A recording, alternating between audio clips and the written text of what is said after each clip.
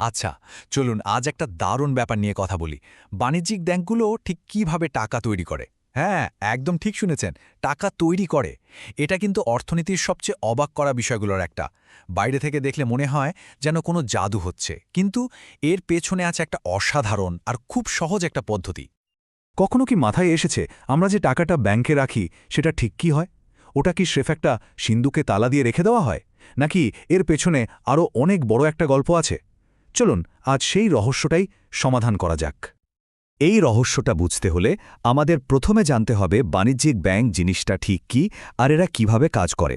চলুন একদম গোড়া থেকে শুরু করা যাক।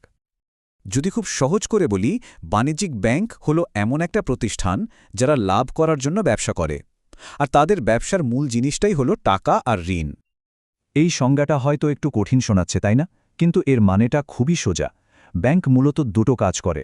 একদিকে তারা আমাদের মতো সাধারণ মানুষের কাছ থেকে টাকা আমানত বা ডিপোজিট হিসেবে নেয়, আর অন্যদিকে সেই জমানো টাকাটাই তারা অন্যদের ধার বা লোন হিসেবে দেয়। ব্যাস, এটাই হলো ব্যাংকের মূল ব্যবসা। এই নামগুলো তো আমাদের সবারই খুব চেনা, তাই না? যেমন ধরুন state bank of India, HDFC bank বা আইসিআইসিআই ব্যাংক। এগুলো সবই হলো বাণিজ্যিক ব্যাংকের একেবারে জলজন্ত উদাহরণ। বেশ, তাহলে এই ব্যাংকগুলোর আসল কাজটা ঠিক কি? ওদের পুরো কাজকর্মটাকে না দুটো মূল ভাগে ভাগ করা যায়। চলুন দেখি সেগুলো কি কি। ব্যাংকের সবচেয়ে জরুরি বা প্রাইমারি কাজ হলো দুটো। এক, আমাদের টাকা আমানত হিসাবে নেওয়া। এটা কিন্তু ব্যাংকের জন্য একটা দায় বা লায়াবিলিটি, কারণ ব্যাংক সেই টাকাটা আমাদের ফেরত দিতে বাধ্য। আর দুই, সেই টাকাটাই আবার অন্য কাউকে ঋণ হিসেবে দেওয়া। এটা হলো ব্যাংকের সম্পদ বা অ্যাসেট, কারণ এই লোন থেকে ব্যাংক সুদ আয় করে। মানে একজনের থেকে টাকা নিয়ে অন্যজনকে ধার দেওয়া। তবে শুধু এই দুটো প্রধান কাজই নয়, ব্যাংকগুলো কিন্তু আরও অনেক রকম পরিষেবা দেয়। যেমন ধরুন বিভিন্ন ধরনের লোন দেওয়া বা আমাদের মূল্যবান জিনিসপত্র নিরাপদে রাখার জন্য লকারের ব্যবস্থা করা। আর সবচেয়ে মজার বিষয় কি জানেন? ব্যাংকিংয়ের এই যে বেসিক মডেলটা, এটা শুধু আমাদের দেশেই নয়, বরং সারা বিশ্বেই একইভাবে কাজ করে।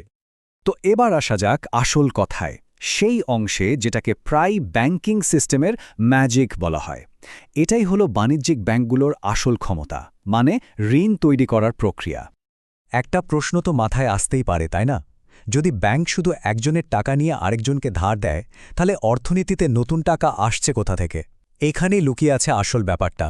এই সহজ 4টে ধাপে পুরো চক্রটা ঘুরতে থাকে। ব্যাপারটা কি খুব জটিল লাগছে? আরে একদমই না। চলুন একটা ছোট্ট উদাহরণ দিয়ে পুরো বিষয়টা বুঝে ফেলি। কথা দিচ্ছি, এরপর থেকে ব্যাপারটা জলের মতো পরিষ্কার হয়ে যাবে। ধরুন আপনি বা আমি কেউ একজন ব্যাংকে 10,000 টাকা জমা রাখলাম। আচ্ছা, ব্যাংকগুলো কিন্তু চাইলেই জমানোর সব টাকা ধার দিয়ে দিতে পারে না। তাদের একটা খুব জরুরি নিয়ম মানতে হয়, যেটা কেন্দ্রীয় ব্যাংক মানে আমাদের রিজার্ভ ব্যাংক অফ ইন্ডিয়া ঠিক করে দেয়। নিয়মটা হলো জমার একটা নির্দিষ্ট অংশ, ধরা যাক 20% তাদের রিজার্ভে রাখতেই হবে। এটাকে বলে লিগ্যাল রিজার্ভ রেশিও বা সংক্ষেপে এলআরআর। এবার দেখুন আসল খেলাটা কোথায় হচ্ছে। এই টেবিলটা একটু মন দিয়ে দেখুন। প্রথম রাউন্ডে প্রাথমিক আমানত হলো 10,000 টাকা। ব্যাংক নিয়ম মেনে তার 20% মানে 2,000 টাকা রিজার্ভে রাখল, আর বাকি 8,000 টাকা অন্য কাউকে লোন দিয়ে দিল। এবার মজাটা দেখুন, যে 8,000 টাকা লোন নিল সেই টাকাটা তো আর হাওয়া হয়ে যায় না, তাই না? সেই ব্যক্তি ওটা খরচ করে, আর সেই টাকাটা ঘুরে ফিরে অন্য কারো হাত দিয়ে আবার কোনো না কোনো ব্যাংকের নতুন ডিপোজিট হিসেবেই জমা পড়ে। এটাই হলো দ্বিতীয় রাউন্ড। এখন ব্যাংকের কাছে নতুন আমানত এলো 8,000 টাকা। ব্যাংক আবার তার 20% রেখে বাকি 6,400 টাকা লোন দেয়। ব্যাপারটা খেয়াল করেছেন কিভাবে একটা টাকা থেকেই বারবার নতুন ঋণের জন্ম হচ্ছে? তাহলে প্রশ্ন হলো, এই চক্রটা থামবে কোথায়? আর মোট কত টাকার লেনদেন তৈরি হবে? এর উত্তরটা লুকিয়ে আছে একটা ছোট্ট ফর্মুলায়, যেটাকে বলে মানি মাল্টিপ্লায়ার বা অর্থগুণক। সূত্রটা একদম সহজ। 1কে এলআরআর দিয়ে ভাগ করতে হবে। আমাদের উদাহরণে এলআরআর হল 20%, মানে 0.2। তাহলে মাল্টিপ্লায়ার হল 1/0.2, অর্থাৎ 5। এর মানে হলো আমাদের প্রাথমিক আমানতটা আসলে 5 গুণ বেড়ে যাবে। তাহলে শেষ পর্যন্ত কি দাঁড়ালো? এর মানে হলো ব্যাংকিং সিস্টেমে যে প্রথম 10,000 টাকা ঢুকেছিল, সেটা এই মাল্টিপ্লায়ারের জোরে সব মিলিয়ে অর্থনীতিতে 50,000 টাকার যোগান তৈরি করে ফেলল। অবিশ্বাস্য, তাই না? মাত্র 10,000 টাকা থেকে 50,000 টাকা, এটাই হলো বাণিজ্যিক ব্যাংকের ঋণ তৈরির আসল ক্ষমতা। আমরা তো পুরো অঙ্কটা বুঝলাম, কিন্তু আসল প্রশ্ন হল, এই ব্যাপারটা আমাদের জন্য এত জরুরি কেন? আমাদের দেশের অর্থনীতিতে এর প্রভাবটা ঠিক কি?